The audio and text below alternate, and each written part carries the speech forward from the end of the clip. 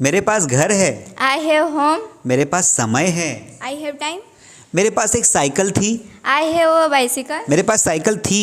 I had a bicycle. मेरे पास एक car होगी। I will have a car.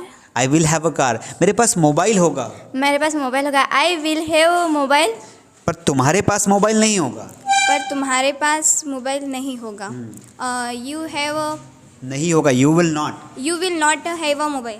मुझे खाना बनाना पड़ता है। I have to eat food. बनाना पड़ता है। I have to cook food. मुझे कपड़े धोने पड़ते हैं। I have to wash clothes. Very good.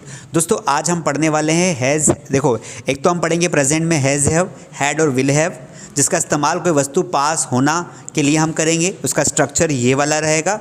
और हम पढ़ने वाले हैं आज has to, have to, had to और विल हैव टू, ये भी हम पढ़ने वाले हैं। तो नॉर्मली जब हैज़ हैव आ जाता है सब्जेक्ट के बाद और कोई ऑब्जेक्ट आता है तो उसका मतलब होता है कोई वस्तु हमारे पास है। लेकिन अगर हैज़ और हैव के साथ टू लग जाता है तो उसका मतलब होता है हमें कोई काम करना पड़ता है। तो इस कंसेप्ट को हम सीखेंगे। आप भी इस तरीके से प्रैक्टिस करके बहुत अच्छे से सीख सकते हैं। अगर आप नए हैं तो प्लीज़ सब्सक्राइब करें, वीडियो को ज़रूर लाइक करें। हम कंपटीशन शुरू कर रहे हैं। अगर आप हमारा ऑनलाइन कोर्स ज्वाइन करना चाहते हैं, घर बैठे अपने मोबाइल से इंग्लिश सीखना चाहते हैं, तो नीचे डिस्क्रिप्शन में मास स्टडी आपके लिंक है। आप उस लिंक से ऐप डाउनलोड कर लीजिए। और अगर आपको ज्वाइन ही करना है तो आप कॉल भी कर सकते हैं। चलिए शुरू करते हैं। मेरे पास कॉपी है। मेरे पास कॉपी है। I have copy. राहुल के पास पेन है। Rahul has pen. Rahul has pen. Rahul के पास घर भी है। Rahul has home. Rahul has home. और भी के लिए टू लगाएंगे। हमारे पास दिमाग है। We have knowledge. We have knowledge या we have mind. Yes sir, we have mind. We have mind. उनके पास हथियार हैं। He had. उनके पास they had. They have weapons. हथियार को बोलेंगे वेपन्स। They have weapons. मेरे पापा को कार चलानी पड़ती है। My father has to drive a car. My father has to drive a car. मुझे फ़ोन पर बात करनी पड़ती है। I have to talk mobile. On the mobile. I have to talk over the call, ऐसा भी बोल सकते हैं। और I have to talk on the call भी बोल सकते हैं। मुझे इंग्लिश पढ़ानी पड़ती है। I have to teach English. I have to teach English. मुझे घर बनाना पड़ता है। I have to make home. Make home या बिल्ड होम। Build home. देखो, अगर आप कंस्ट्रक्शन कर रहे हो घर का तो आपको क्या बनाना है? बिल्ड। लेकिन अगर आप ऐसा कि परिवार को इकट्ठा करने की बात करें तो आपको मेक लगाना है। मेरे पास 4 आम हैं। I have 4 mangoes. I have 4 mangoes. उसके पास मोबाइल था। उसके पास मोबाइल था। He had mobile. उसके पास तलवार थी। He had. बोलो। तलवार। स्वॉर्ड। क्या बोलेंगे? Sword. He had sword. Sword. दोस्तों, अगर आपको वोकैबलरी इंप्रूव करनी है तो भी आप मास्टर डे पर जाएंगे तो वहाँ पर कुछ टेस्ट हैं। उन टेस्ट को आप अटेंड करके शीट्स है, प्रैक्टिस शीट्स है, वो भी आप जाकर देख सकते हैं। वोकैबलरी नहीं आएगी तो ऐसे प्रॉब्लम आएगी जैसे स्वॉर्ड का मतलब तलवार होता है, हमें पता नहीं था। उनके पास बंगला होगा। दे आर थोड़ी होता है। They have bungalows. उनके पास बंगला होगा। उनके पास बंगला होगा। They will have bungalow. हाँ, बंगलो बोलेंगे इसे। They will have bungalow. उनके पास एक गाय होगी। They have car. उनके पास एक गाय होगी। ध्यान सुनो, उनके पास एक गाय होगी। They will have cow.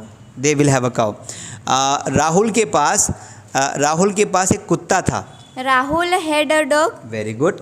हमारे पास 2 कारें थी। We have 2 cars. थी मैंने बोला, लास्ट पे focus. We had 2 cars. We had 2 cars. मेरे दोस्तों के पास फालतू समय है।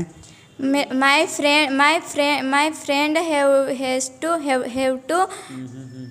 समय है, यही तो कन्फ्यूजन इनको क्लियर करना है। My friends have a spare time. देखो, अगर कोई वस्तु पास है तो हमें हैज़ हैव लगाना है, फिर टू नहीं लगाना है। टू कब लगाना है? जब हमें कोई काम करना पड़ता है। जब हिंदी सेंटेंस में अगर वर्ब आती है, वर्ब आएगी, कोई काम करना पड़ता है, तो हमें हैज़ टू, हैव टू लगाना है, हैड टू लगाना है, विल हैव टू लगाना है। लेकिन सिंपली आपके पास कोई वस्तु है या थी या होगी तो फिर आपको हैज़ हैव के बाद ऑब्जेक्ट लगाना है। तो ये कन्फ्यूजन टॉपिक है, इसलिए ऐसे कन्फ्यूजन बोलते समय होता है। How to remove confusion guys? Then you have to practice more. एक बार पेन कॉपी लेके बैठेंगे पर प्रैक्टिस ज़्यादा करेंगे तो that would be easier for you. So practice makes a man perfect, ये आपको करना पड़ेगा। अभी आप दोनों को बहुत सारी प्रैक्टिस करनी है। आपको वर्ब्स याद है और आपको ऑब्जेक्ट्स भी याद है, लेकिन हैज़ हैव हैड और विल हैव में कन्फ्यूजन बहुत है।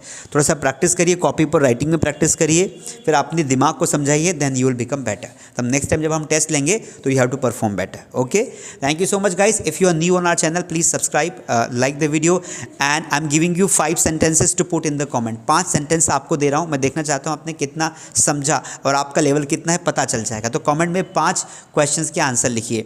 नंबर 1, कुछ लोगों के पास फालतू समय है। नंबर 2, भारत के पास सोने की चिड़िया है। नंबर 3, मुझे पार्टी में बर्तन साफ करने पड़े, मुझे पार्टी में बर्तन धोने पड़े। नंबर 4, उसे रोज घर साफ करना पड़ता है। और नंबर 5, तुम्हें एक दिन इस संसार को छोड़ना पड़ेगा, तुम्हें एक दिन इस संसार को छोड़ना पड़ेगा। 5 sentences I am giving you live, please put in the comment, I will read your comment and if you answer all the correct answer I will write a personal comment for you. Thank you so much, I will see you in the next session.